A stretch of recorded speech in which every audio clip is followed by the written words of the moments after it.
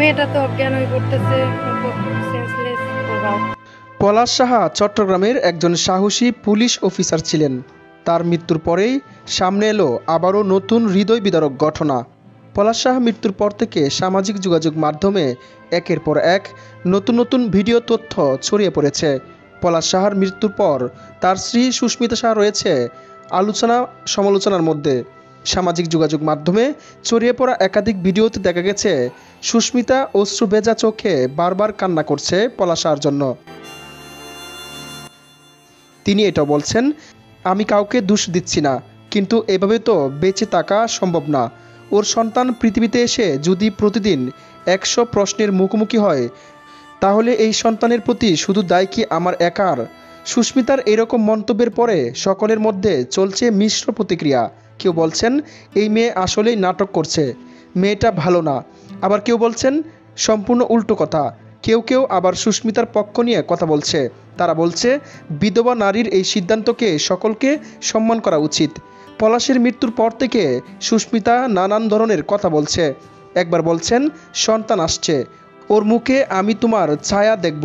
সময়ের সাথে সাথে এই ছায়া যেন রূপ নিয়েছে আতঙ্কের।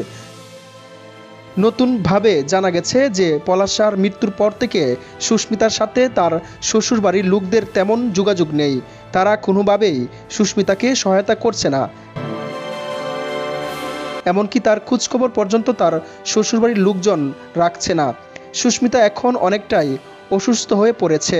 সে কোনোভাবেই নিজেকে এখনও শান্ত করতে পারছে না, মেনে নিতে পারছে না পলাশ সাহার এরকমভাবে চলে যাওয়ার। মানসিক চাপ, সামাজিক দৃষ্টিকোণ এবং পারিবারিক চাপের জন্য সুস্মিতা গর্ভপাতের এই সিদ্ধান্ত নিয়েছে। এটা কি তার একান্তই, না এর পেছনে গভীর কিছু লুকিয়ে আছে? এটাও এখন নেটিজেনদের মনে প্রশ্ন। অনেকেই আবার বলছে সুস্মিতা এক মুখে অনেক কথা বলছে। একবার বলছে বাচ্চা আছে, একবার বলছে বাচ্চা নেই, একবার বলছে সে গর্ভপাত করবে, আবার বলছে আমি কি করব। অনেকের ধারণা সুস্মিতা এখন যে সকল কথা বলছে সে সকল কথা সে সুস্থ মস্তিষ্কে ভেবে চিনতে বলছে না। সে মানসিকভাবে এতটাই ভেঙে পড়েছে যে সে সিদ্ধান্ত কী নিবে সে নিজেই বুঝে উঠতে পারছে না। এজন্যই এক সময় এক এক কথা বলছে। সে বারবার পলাশ সাহাকে নিয়েই চিন্তা করে যাচ্ছে। পলাশ সাহার ভিতরে এখনও সুস্মিতা সাহা আটকে রয়েছে। পলাশ সাহা থেকে এখনও সে বেরিয়ে আসতে পারছে না।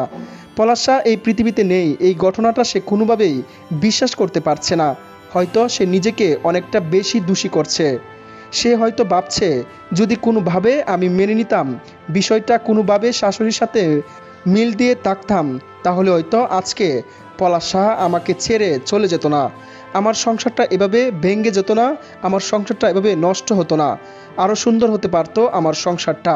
এই ধরনের চিন্তাভাবনা করার জন্যই হয়তো সুস্মিতা এখন মানসিকভাবে অনেকটাই ভেঙে পড়েছে এবং অসুস্থ হয়ে পড়েছে।